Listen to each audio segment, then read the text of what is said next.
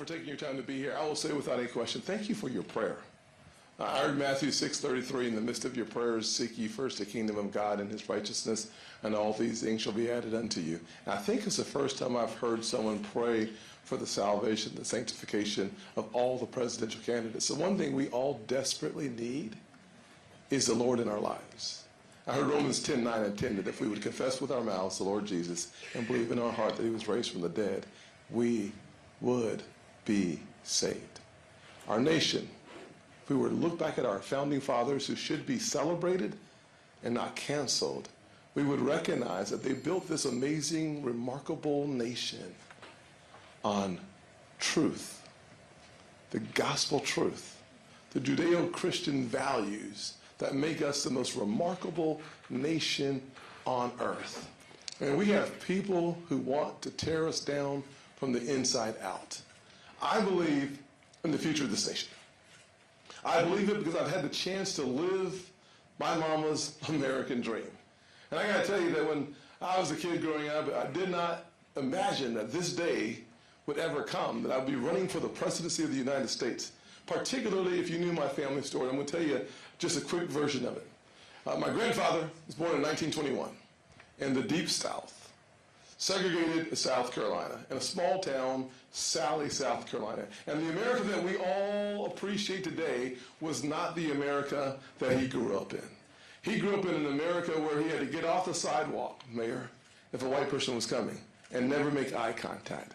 By the time he was in the 3rd grade, his education was over because there was no need for an educated black kid. So he started picking cotton at a very early age, 8 years old.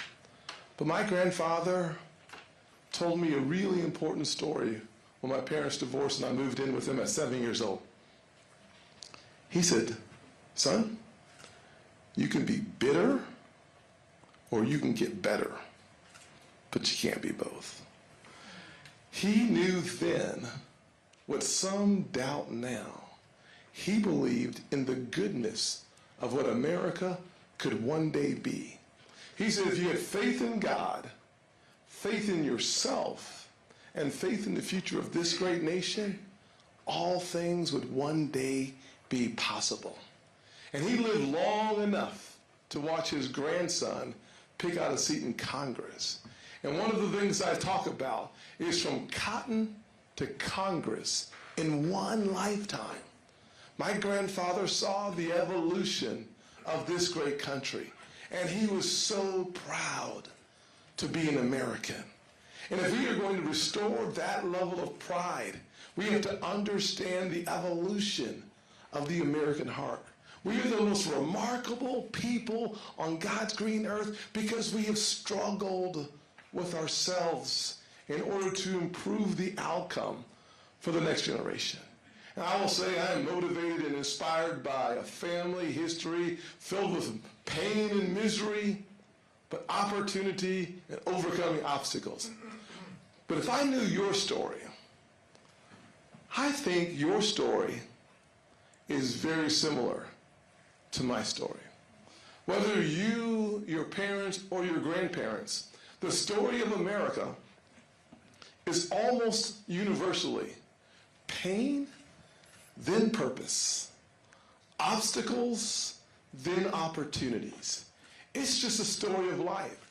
So you don't have to come from where I've come from or have my story, but the beauty of the American family is we actually share consistently the same story. And if we see ourselves as one American family, the best is yet to come.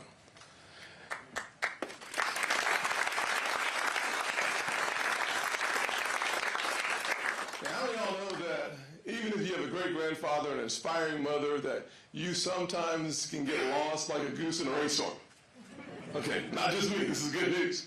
Well, even though I had that great-grandfather who taught me all those important lessons, my mother taught me that you have a choice from being a victim or victorious, and she chose victorious. I, on the other hand, took a little longer to learn those lessons. As a kid growing up, as I said, my parents divorced when I was 7 years old. We moved into my grandparents' house. They had a 700 square foot townhouse, little home. rental unit, not much there. My grandmother would open the oven to heat the home. We had no resources, but it was filled with love. One of the most powerful forces for good. And when we moved out, I kind of started drifting. How many of y'all know all drifting leads in the wrong direction?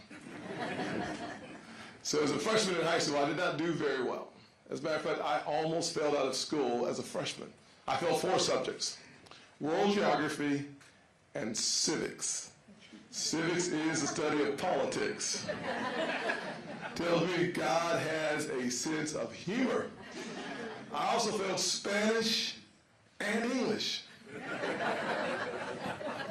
My God, my God. When you fail Spanish and English, no one calls you bilingual. No. They all call you bi-ignorant, because you can't speak any language. That's where I found my unhappy self. But I had 2 major blessings. One was a mother who believed that prayer was the key, and faith unlocks the door.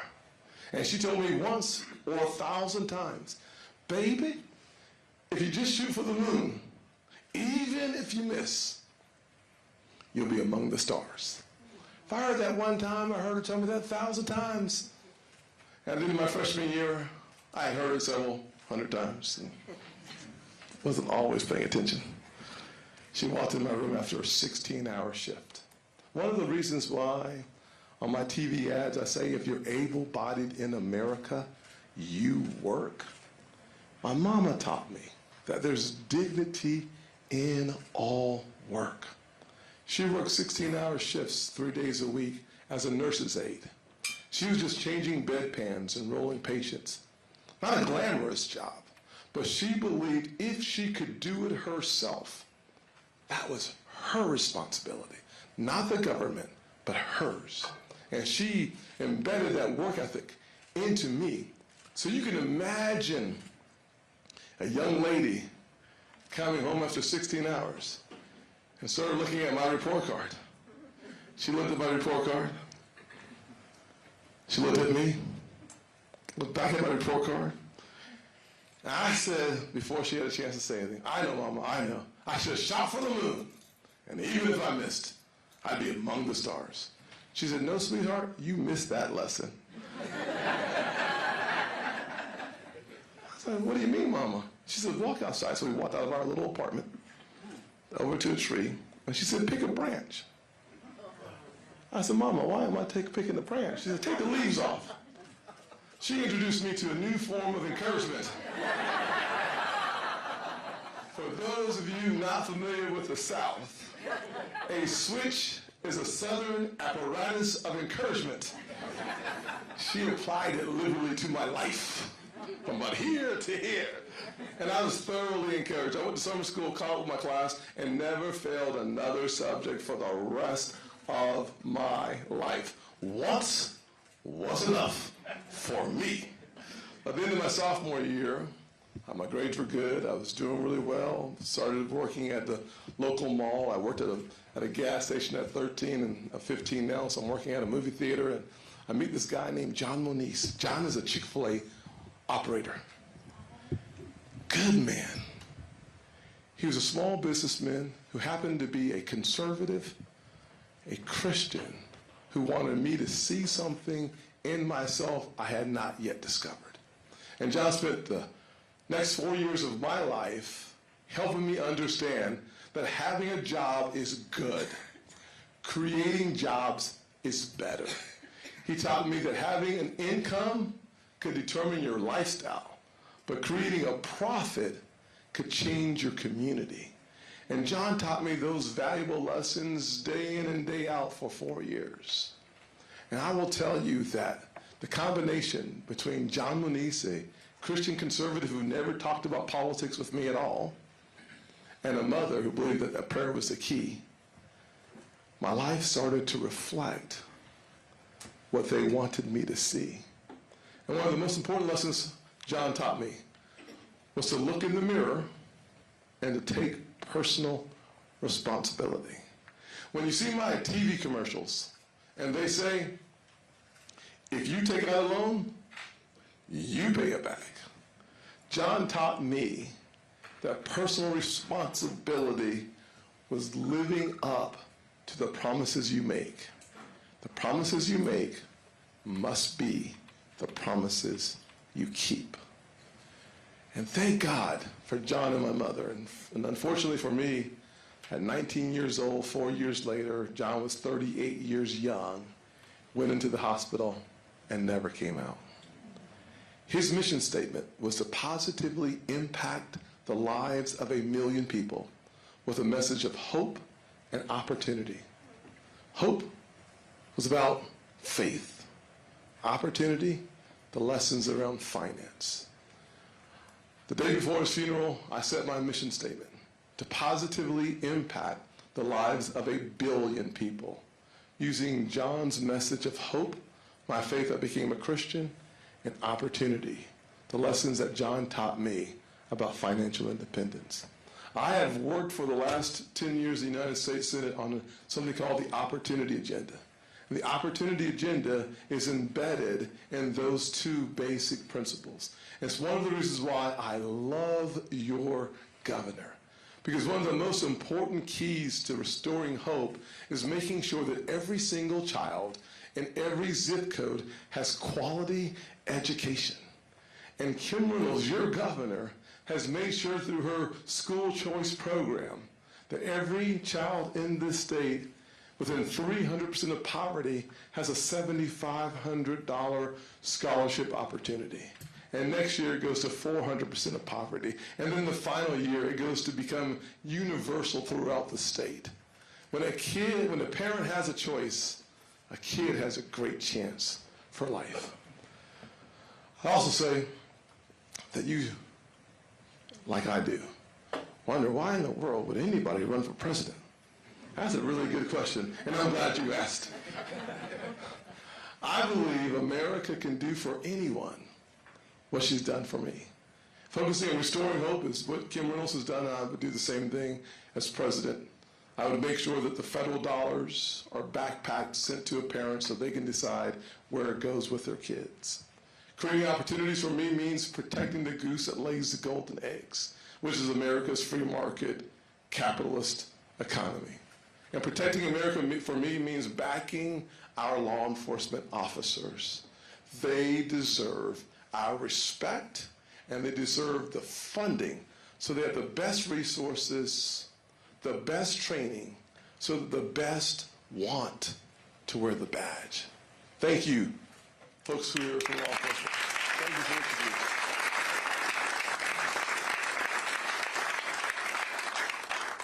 you do. I've been working on police reform for 7 years, and it hasn't gotten done yet because I refuse to negotiate on officers' qualified immunity. We should protect their assets, protect their retirement, protect their families, protect their houses. We cannot ask them to run into danger when everybody else is running out. And just this week in South Carolina, the last 10 days in South Carolina, we've had 4 officers shot. We should take seriously the responsibility and the stress and pressure comes with their jobs. Second thing we must do if we're going to protect America is close our southern border. Close it.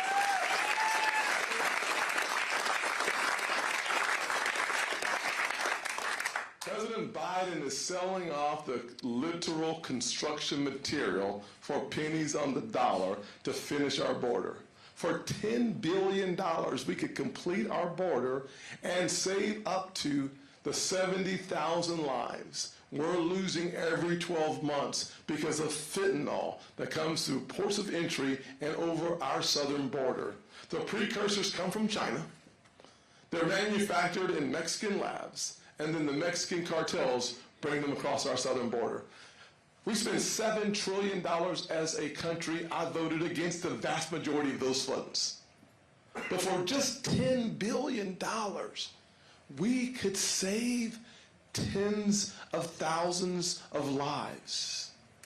And for $5 billion more, we could use the military-grade technology to surveil our southern border and stop human trafficking from devastating lives on this side of the border. Think about this. We are living in the greatest time of human slavery in the history of the world. But it's no longer the color of your skin. It's sex trafficking. With military-grade technology, we can stop the humanitarian crisis coming across our borders and devastating young people, too many of them young girls. We deserve better. Reinstate the Remain in Mexico policy. Reinstate Title 42. The health emergency today is not COVID, but it is fentanyl. We should reinstate Title 42 to cut in half by 50% the number of illegal immigrants coming across our border. And we've had over 200 people on our watch list, national security watch list we've caught coming across our border. How many did we not catch? This is an existential threat to who we are. I've said it a bunch of times, but if you don't control your back door, it's probably not your house.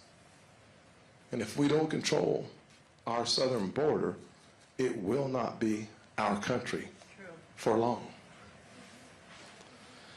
Final thing I say is, in order for us to protect America, we have to win this conflict with China. They're spying on our kids, they're buying our farmlands, and they're stealing our intellectual property to compete against us with our own expertise, our own imagination, and our own minds. We need a president who will stand toe-to-toe with China and say, not on my watch. It is not the strength of President Xi that is a problem. It is the weakness of President Biden that is our problem.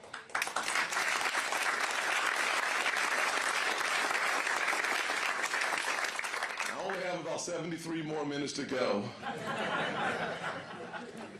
Thank y'all for laughing. I'll say this. I love America.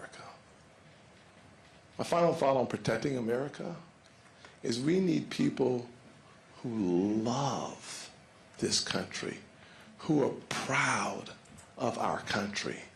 Too many people today have taken the drug of victimhood that comes with the narcotic of despair.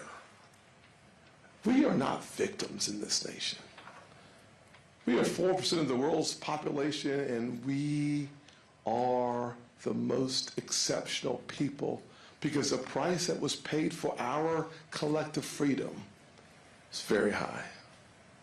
I stopped by the Veterans Cemetery on the way in.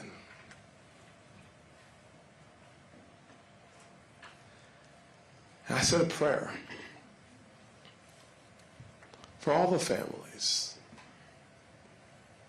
who've lost a loved one, for all the fathers who have the most unnatural thing of burying a child, for all the sons and daughters who will never see their loved one again. If we want to understand the value proposition before the American people, I encourage you. I know you all have done it because you're from here.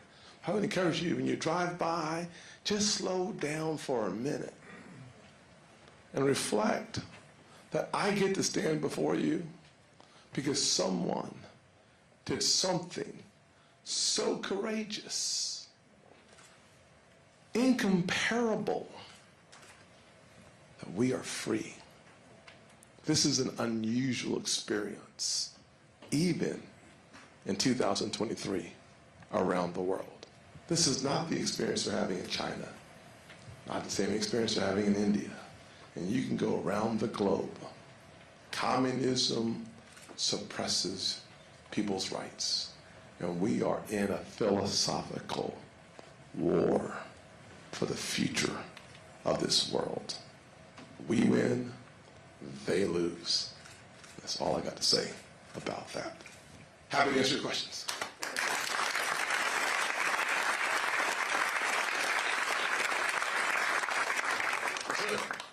Let's see, we are sending millions and millions of dollars in United States federal aid to a multitude of countries who are then in return sending and allowing, their citizens to enter our country illegally. So we're basically paying twice, for their care while they're here in the United States, and also the money that we're shipping to the individual countries.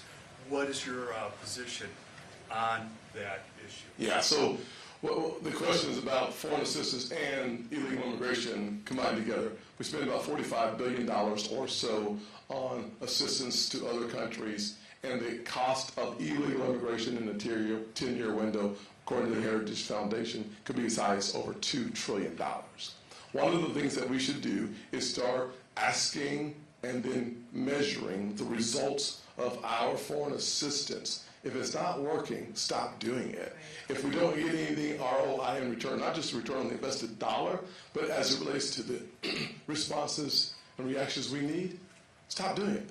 We have not had that kind of leadership in our country in a very long time. But that is the kind of responsible leadership that says there must be consequences attached to the behavior of countries and their citizens. Listen, you don't do this in Mexico, by the way. Here's an example. This is a couple of years old, probably 6 or 7 years ago when I first went to the southern border, checked it out back in 2017, 2018, 2019, somewhere around there. And I decided I would just flip through the laws of Mexico to figure out what their laws say about illegal immigration. If I'm correct remembering this, your second offense was up to a 10-year jail sentence. So my point is that we should take very seriously the responsibility of closing our border for Americans' sake. Period. Yes, sir. Okay. Yes, sir. The candidates, the whole political process seems like so intense and such a downer. Tell us what makes life fun for you and what we should think about that makes life good in America. Well, that's a great question. You must have been watching some of the debates. I tell you what, my first debate, I thought it was going to be like this adult conversation. Lord have mercy on my soul. Second debate, I figured out, let me tell you what I did for debate prep. I started watching WWE wrestling. And figured out how to get in the game. So it was a fascinating journey down the road. So it was really, you're not wrong that sometimes we need to take seriously the underlying issues that causes pressure on families like the one I grew up in and so many families around the country. But one of the things I do is a lot of fun. I went to Linda's farm here in Iowa, and we were walking around, we were talking about lotus, which is the waters of the U.S. and the devastation it's having on farms and private lands. And we got through with that, and we went inside her house, and we sat down. It was chilly for me. For y'all probably had shorts on, a southern boy. I had on a parka, and we sat down at her table, and we started talking, literally like this. We started talking about how hard she works.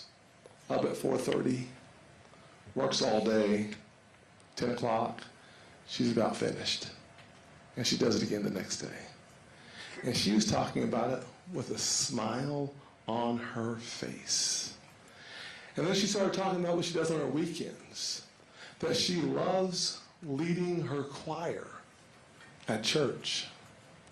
And she said something to me that I won't get it exactly right, but what she said, the essence was, the joy of the Lord is my strength. And I don't work for the money. I do it because it's who I am. I love my land. I love helping people. I love thinking that what I'm doing every day is paying off for people I'll never meet. And I thought to myself, I'm glad she's not running for president, because that would work. And it reminded me, this is a blessing. I was a poor kid, as I described, not doing well in civics, and here I am, having a chance to run for the presidency of the United States, because in America, we judge people based on the content of their character, not the color of their skin. What a blessing to be an American. And then I went to the state fair, which was probably talking about some good eating. I put on my suit for the debate, and I must concede that I've enjoyed y'all too much. And so this little girl, 9 years old, walked up to me and she gave me this little blue and white bracelet because she wanted me to be her president one day. And I kneeled down to her. I said, little girl, forget her name at this point. I said, how old are you? She said, I'm 9. I said, can you caucus in the state at 9 years old? She just batted her eyes at me. She didn't know the answer, but I know one thing. If she can't, I want her. She's 18 now, so I fast-forwarded her. But to be honest with you, running into people all across the country who are just good-hearted people, most Americans would literally take their shirt off. If you're working hard, if you do all that you can do, the average person in this country that I have met all across this nation will give you the shirt off their back. Literally, we live in great times. Our government is weak, but our people are really strong. Yes, ma'am. How far would you take the abortion laws nationally? Yes, great question. So the question is, how far would I take the abortion laws nationally? I am certainly 100% pro-life, and I'm a pro-life conservative. One of the things I've said is on the national level, I believe that we need a 15-week national limit across our country to stop radical states like California, New York, and Illinois from having abortions up until the day of birth. 15 weeks is the national limit that I have been asking other candidates to join me in supporting a 15-week limit. It's also a place where 3 out of 4, 72% of Americans agree with the 15-week limit, and even our most conservative pro-life organizations also agree with that 15-week threshold. So if we could find a way to win the hearts and minds of the American people, I believe that that 15-week limit would be an incredible opportunity. It might take me all 4 years of my administration to get 15 weeks accomplished, by the way. Yes, sir. Senator Scott, I want to thank you for having already laid out a robust plan when it comes to ethanol production. Yes, sir. Across the state of Iowa and our country, our farmers and producers are grateful for that. Absolutely. To grow the industry even further, having access to higher blends at the gas pump is critical. So my question is this: would you be willing to work with Senators Grassley and Ernst to advance the Next Generation Fuels Act, which would allow for greater access to E30 and E50 at the gas pump? Yes, so I have not read the legislation, so I never pretend that I know something that I don't know. I will say that my first visit to this state in 2015 was because I call him General, you guys call him Senator Grassley. Said, General, come to our state. I was like, yes, sir, I'm coming. So I love General Grassley, and he has not led me wrong so far. He's the first person that introduced me to the conversation of RFS, and so I continue to look and lean in his direction. But I don't want to give you a commitment that I can't honor because I have not read the legislation. But I will say year-round blend seems like the right direction for 2 really important reasons. Number one, we should unleash all of our energy assets in this country. We should be energy dominant, not just independent, number one. And number two,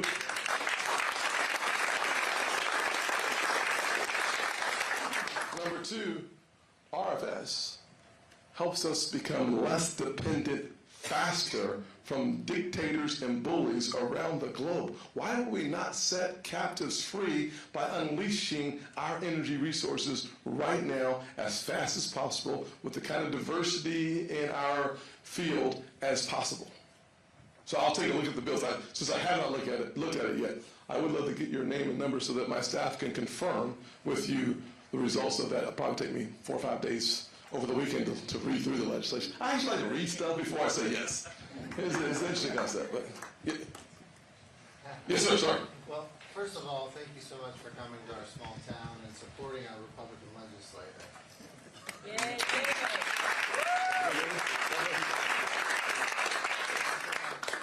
You mentioned the hearts and minds of the American people. Yes, sir.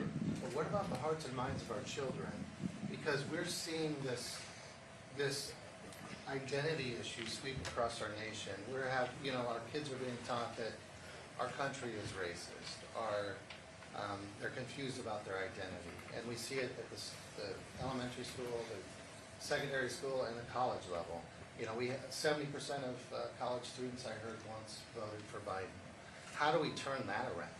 Yeah. So a couple things, lots of questions in there. Yeah. Good news, I get what I want to start with. Yes. The hearts and minds of our children. Yes, number one, I believe that one of the things we haven't seen, I speak at high schools and in colleges probably 7 to 11 times a year. Have been doing this for 10 years. We need to show up where we're not invited as conservatives. I have yet to lose an economic argument on a college campus or in high school because they've not heard of conservatism. So we need to go where we're not invited, number one. Number two, I've created something called Empowering Parents Protects Kids. And a part of that is a Parents' Bill of Rights, where parents have the ability to pick and choose, if I'm your president, the electives. If you want your kids to not be taught gender issues, good. They don't have to take that class. I want to make sure that parents know exactly what their kids are being exposed to. But I go a step further, because it doesn't start in kindergarten, although kindergartners today are being taught that there's one ideology in 100 genders. That's ridiculous. Ridiculous. I start back with crisis pregnancy centers and protecting them, and adoption agencies and encouraging them. Why not embed in our tax code the child tax credit being extended to a pregnant mother so that we encourage life? Let's not just be pro-life before the child is born. Let's be pro-life the entire time. That's how we start winning the hearts and minds of people. Protecting our kids and encouraging our kids to take a look at the conservative, like I call it, the great opportunity party. Forget politics. Remember my story. The guy who helped me become a conservative never talked about politics. He talked about free markets and coming out of poverty. He talked about being a lifelong learner. Kids are starving for the truth, and they have a nose for nonsense. They want to be educated and not indoctrinated. It's our responsibility to get back to ABC and not CRT if we want it to actually happen. And so let's lead by example and go where we're not invited and encourage our college students and our high school students to show up and learn something. And let's not be so darn negative all the time. Let's talk about the city on the hill. Let's believe what we've been selling and live it.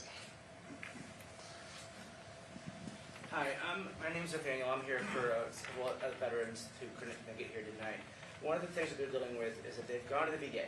They've gone multiple times and finally they have to go somewhere else. The private doctors told them, why aren't you getting these symptoms treated? And this is the first time they found out they had some catastrophic injuries from their time in combat, and they had never been treated. When they go back to the VA, try to get their disability changed, they're told, well, this was 10 years ago. This is something from something else. And all the medical records show that the VA should have known about it. They had back injuries, they're now trying to work in private sectors, and they're becoming more and more disabled, and they're being told to screw it off. Yeah, give me to the question. I can answer that question. Yes. But first so far. What can we do to help them, and can we get some compensation for the times they've gone for out treatment? Thank you very much. We've been together at almost every event. I've seen you at 6 or 7 of my events, and you're very kind. I appreciate that. You are my favorite senator. I appreciate it. I hope you keep coming back. But one of the things that we've discussed before is he has a passion for our veterans, and I thank God for that. A couple things that I would say to your question. Number one is that we should open up allowing veterans to pick and choose the doctors of their choice.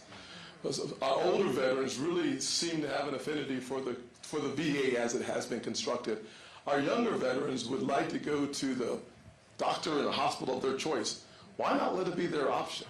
One of the things we did a few years ago is we increased by about $40 billion and allowed veterans to go to a different hospital if they could not get the specialty care that they needed. This is back during when they were waiting more than 28 days to see a doctor. You remember those news story several years ago, so we expanded and created a new program that allowed veterans to go to other doctors. I say make it permanent and expand it out and allow more competition into the Veterans Affairs on health care. That would be helpful.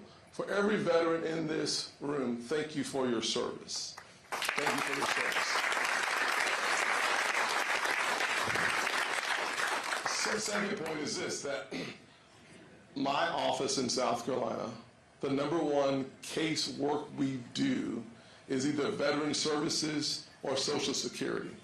If you have a veterans case in this state, I can guarantee you that Senator Grassley or Joni Ernst or your Congress members would love to work with you on those cases, because, well, this is a very important question, because it can take up to 18 months to work through the current state of affairs in the Veterans Department. If anyone's ever tried that, you know it's a painful, long process. I recommend that you get help on the front end, not on the back end. I see some heads nodding, so I assume that you've had that experience. So call your Congress member or your senator as quickly as possible and get the assistance you need. I'll go back to the back and come back to the front. Yes, sir. Yes, sir. Mental health care. Sir? Mental health care for PTSD vets. Yes, sir. So what? Absolutely important. I have toured several of the VA centers, and one of the things I did about 3 years ago was I helped pass legislation to open up virtual health care and overall health care, but specifically for our veterans who have suffered through PTSD. The stigma with it is still very high, and so the ability to see your healthcare professional without having to literally walk into the room is really important. So we've opened up virtual healthcare so that you can get more mental health assistance without actually having to come in person. So we are trying to break down the barriers, number one. Number two, this is another really important question, because about 22 veterans a day 22 veterans a day are committing suicide. Higher than that, sir. Maybe higher. This is the last number I saw, sir. About 40. 40, he says. Significantly high numbers. Our veterans need the access to mental health. But go one step further. Our country is in the midst of a mental health crisis. We've had over 100,000 overdoses. One of the things we never hear as it relates to the gun conversation that we have as a nation, half of gun-related deaths are suicide. We have to focus on the fact that since the early 80s and 90s, we've seen a reduction in beds and spaces for mental folks with mental health issues of over 600,000 spaces and beds. So we need to reshore our efforts around dealing with folks who are going through a mental health crisis and get rid of the stigma. This is something that we need all hands on deck. Yes, ma'am? Thank you for being here. I'm here representing a whole bunch of people across the country. Number one, my husband was murdered in the hospital by the COVID protocols. So I would like to know what your stance is, along with thousands and thousands across this country that I'm representing, what you would do to take these protocols away and put the medical system at bay to where we have our choices set. We were given no choice. This is zero on the treatment. Yes, unfortunately, I'd like to know more about your specific situation. I would tell you that one of the things I've consistently said from the time COVID started was that we should never have had, and nor would I ever support, mandates around vaccines. That is something that's really important.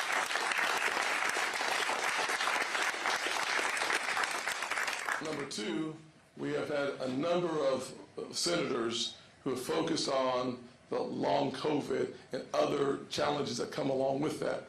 A few senators, I'm not sure that I should name their names because they have. I know who you're talking about. Okay, he has it. He served in our military and has been suffering for the last several months. He's had it over a year ago.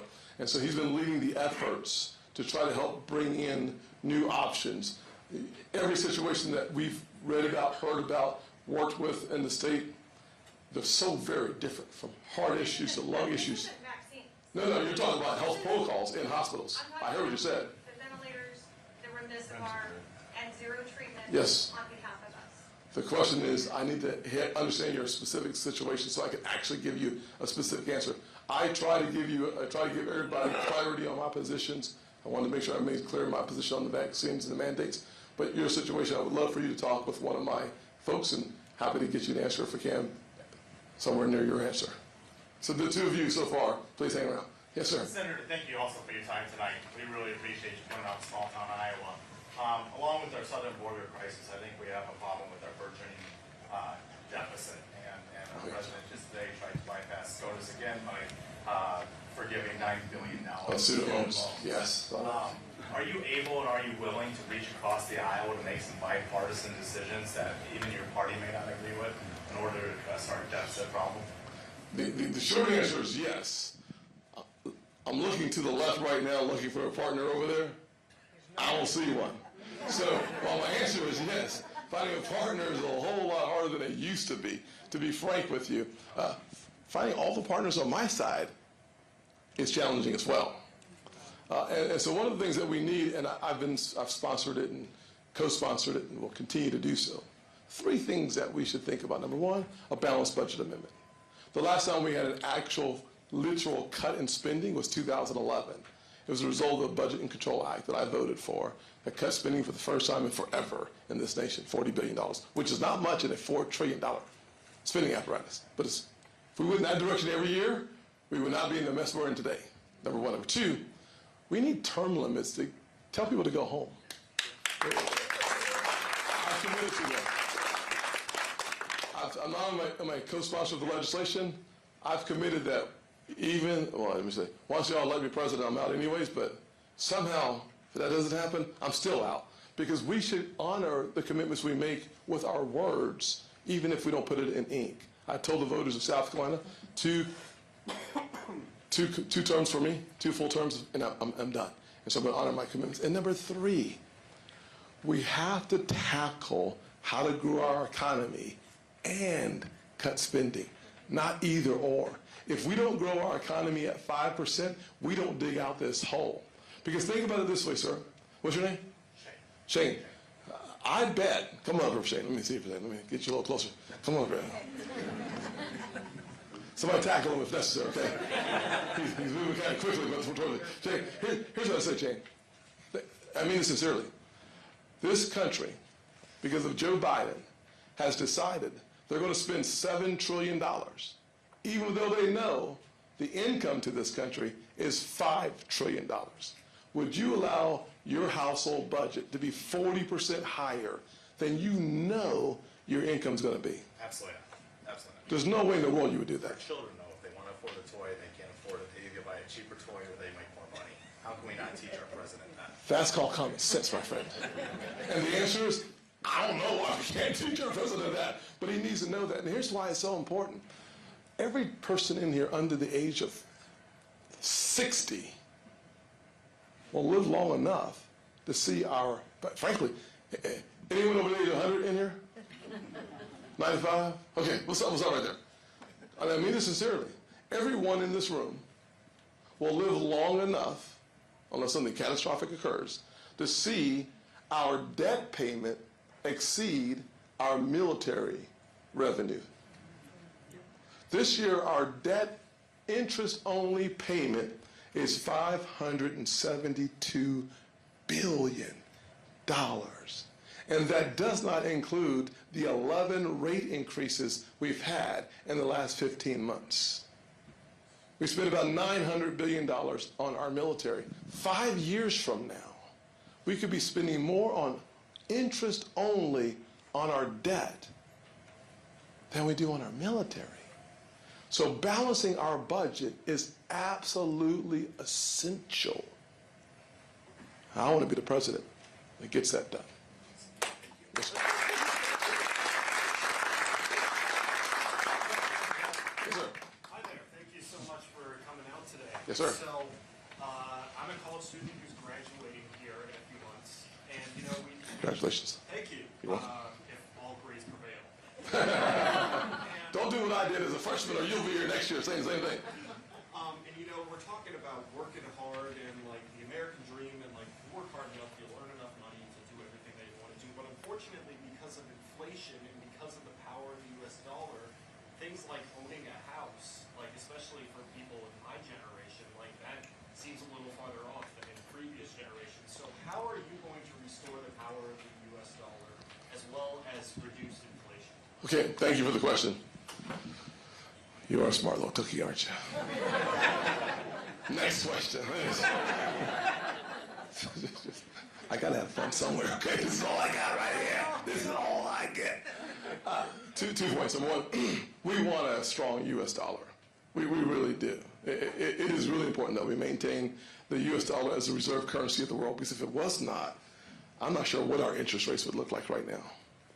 Second thing I say is the fastest way to reduce inflation is to stop spending what you don't have, buying what you can't afford to impress people who are completely unimpressed. It works the same way in a family budget as it should for a nation. If we were, can I have 2 minutes for this answer? Thank you, sir. Think about this, y'all. Everybody remembers January 6th, 2021. But January 5th was really important. January 5th, we had 2 Georgia Senate seats on the ballot. We lost both of them. Because we lost both of those seats, President Biden spent $4 trillion. Had we won one United States Senate seat on January 5th, 2021, inflation, I guarantee you, will not be what it is today. And therefore, with inflation goes really high, what the Federal Reserve did was, I spoke with Jay Powell, I'm the leading Republican on the banking committee. So you asked me a question, I actually know the answer to. That was supposed to be funnier than y'all laughing. Anyway, so I was supposed to know the answer to all these questions, by the way. We had 11 rate increases because he said he needed to apply downward pressure on the economy. Downward pressure to eliminate inflation means that interest rates must go high. 11 interest rate increases took the average, I'm not sure if it's the average, the typical mortgage I'm familiar with, from 3% to almost 7.5%. That means a house that costs you $1,500 a month before those increases now costs you about $2,200 to $2,600 a month, making housing unaffordable. If you turn the spigot off, that will reduce inflation, and we've seen that happen. It will continue to reduce it down to the 2% level. When we get there, we're about 3.7 and went back up, fluctuating, but if we can get it down to 2%, your interest rates start coming down, which means your housing affordability goes up. Number 2, the cost of a closing has tripled in the last 10 or 12 years or so. I've crafted a plan called the Road to Housing, which tries to cut the red tape out of closing to reduce that cost. Today, your closing can be more costly than your down payment. Eliminating the red tape of the government is one of the ways that we accelerate your path to home ownership, because that allows you to save for your down payment and not just to pay the government and or all the extra expenses coming along with your closing. If he's moving closer to me, unlike the other guy, he wants me to stop talking and shut up. Okay. Let me go to her, then I'll go to you, David. Which one? Oh, okay, you first. Yes, you mentioned the difference of the $2 trillion between the revenue and the... Are you a reporter or are you? No. Oh, good. I saw the notepad there. I was like, wow. I usually wait till the end to talk to reporters, but go ahead. I can talk to my family and say, I saw this person. Well, let me write a note to your family real quick. Sure. I'll listen to your question while you do that. So you talked about the difference between the revenue and expenses of the United States government, and it was a $2 trillion difference.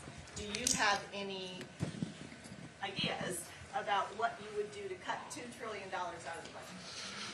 Let us pray. The first thing you do is what someone mentioned earlier, which is to rescind all of the student loan forgiveness stuff that we've seen over the last few years. That could save you billions and billions of dollars, number one. Number 2, The waste, fraud, and abuse in our systems totals somewhere, analysts have said, between 18 and as high as 25%. In the private sector, it's closer to 3%. If we focus on those differences, we could save hundreds of billions of dollars. Number three, if we unleashed our energy resources, creating 3 million plus jobs, our revenues and our economic activity would create billions of additional dollars in our treasury. And if we froze spending, not this year, but back to 2019 pre-pandemic levels of spending on non-defense discretionary, we could save another $500 billion over the next budget cycle. Those are real savings, and if you were to take a look at where the trajectory goes over 10 years, I believe that number is far greater than $500 billion. I think it's 4 times higher.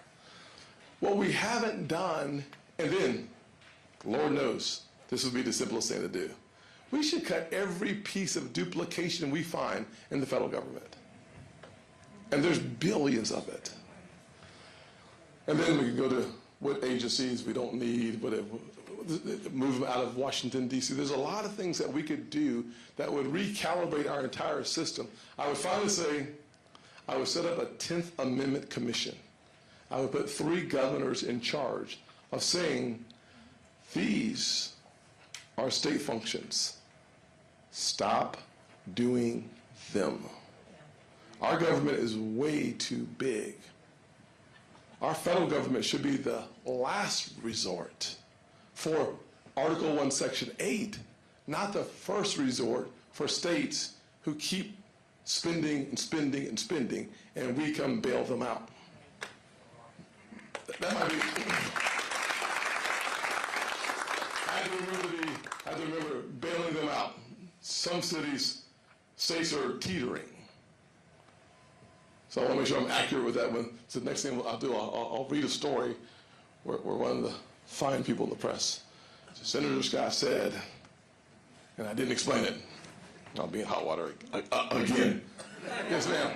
All right, well, this kind of goes with spending, I guess, too. Anytime they start reading the letter, it makes me nervous. I'm just joking. It's a lot of big words. Thank you. So, anyway, thank you for coming tonight. Yes, ma'am. Thank you so much, and thank you for all your service. Absolutely. You know what? This is about money, too. Yes, ma'am. The nation of Azerbaijan has been getting millions of dollars from President Biden administration. I mean, that's another millions of dollars there. And in just the last 2 weeks, Azerbaijan has had a campaign of ethnic cleansing on Armenian Christians. And if you were president, would you do that? And what would you do to stop that? Because it's just sad what's happened to these 120,000. Yes, ma'am. I've only read the stories, particularly at a glance. One of the things that I have just done as a member of the Senate Foreign Relations Committee is we are in the process of negotiating with something called AGOA, which is a free market approach to small African nations. But one of the things I said once I looked at the list of the African nations that would benefit from an open commerce with us, I said, coup, crisis, terrorism.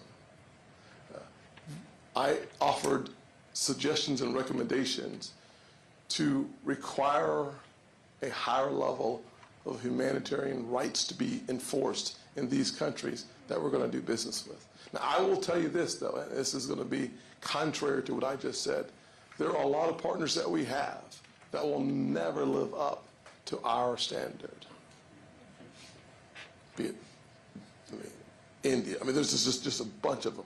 And so I do think we should use the power of the purse. Someone else asked a question earlier at the beginning.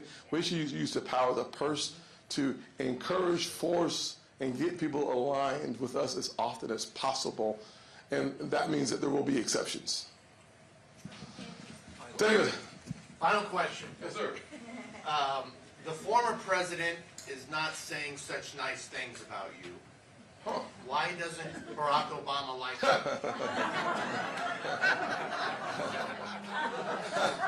That was good, David. I'm about to take my shoes off in here. That's a good question. You know, That's a really good question, but it's also a very serious question. One of the things about being a unique kind of Republican, I mean bold, is that the radical left attacks me relentlessly. Whether it's the ladies on The View, former President Obama, or the fire alarm pulling Congress member who just a couple days ago referred to me as trying to appease Sambos.